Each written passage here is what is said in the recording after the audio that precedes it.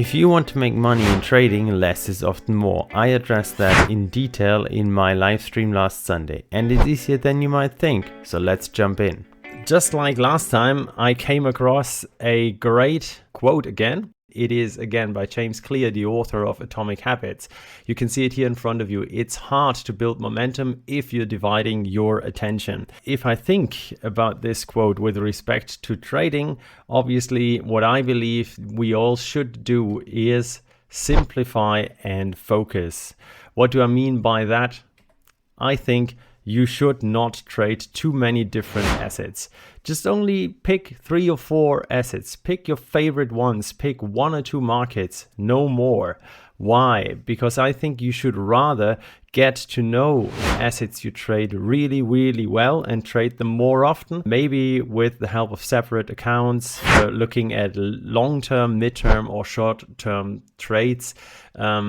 But don't trade and try to focus on too many different assets.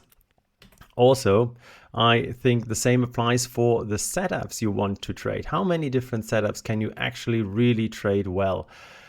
I would say 1 or 2. I really try to focus on 2 main setups, I would call it. My market structure break setup, and also if you've watched videos of mine before, I like to trade deviations above or below a range at higher time frame levels.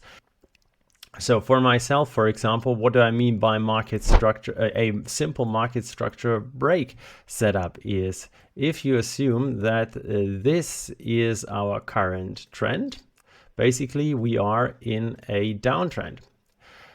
Then for me, you need to break this latest lower high if you really want to talk of a potential trend shift. So let's assume we can do that.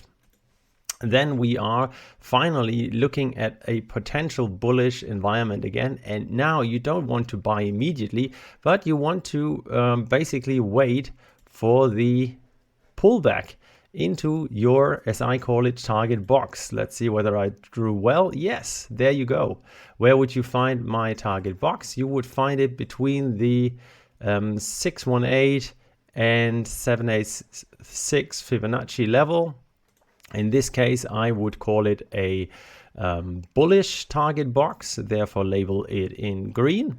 And this is where I then would want to look for a potential uptrend, or potential long trade, so to speak. Obviously, this is very, very simplified, and you can add more conditions to the equation here. But overall, this is what a market structure break would look like for me. What about my second potential trade I like to focus on? Basically, we have the same situation again. Let's assume you are in a downtrend and you reach a higher time frame level. Let's just simply mark that in pink. Yeah, a higher time frame level. That is crucial. If we now went below this higher time frame level, let's assume we wanted to zoom in here.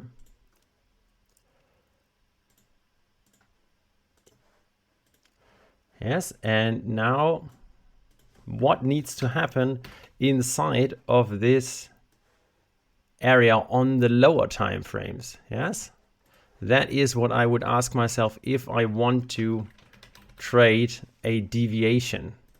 I am in an area of interest, however, on the higher time frames, there hasn't occurred a trend shift yet. So the question is, can I enter a trade in this area even so there hasn't been any trend shift yet? What I would want to see for that is basically price entering this area and then changing the trend inside of this area on the lower time frames. Now I would be able to buy a pullback here on the lower time frames, which let's assume could, in an ideal world, be this area. And then I could really enter at the start of a move. However, let's also be clear, you never really know whether this is the move you are looking for, right? This is how I personally like to frame my trades, basically trying to focus on not too many different setups, but really only try to become an expert in 2 different setups for myself, and that way limiting potentials to screw it up, so to speak. We have already nailed basically 2 things that come to mind when I think about this quote. It's hard to build momentum if you're dividing your attention. If you want to build momentum, do the following. Don't trade too many different assets. Only try and focus on 1 or 2 setups. They are enough to make a whole career in trading. At least this is what I believe. And then obviously I have just shown you what my basic setups look like. Don't have too many variables. I believe the simpler the better, because the more variables you have, the harder it's gonna be for you to really execute on these setups and to be sure that this is really what you want to trade. For me, it's trend, once broken, pullback, then looking for confluence with respect, for example, to levels or fair value gaps, and maybe ask myself, have we taken liquidity? What do momentum indicators say? That's it.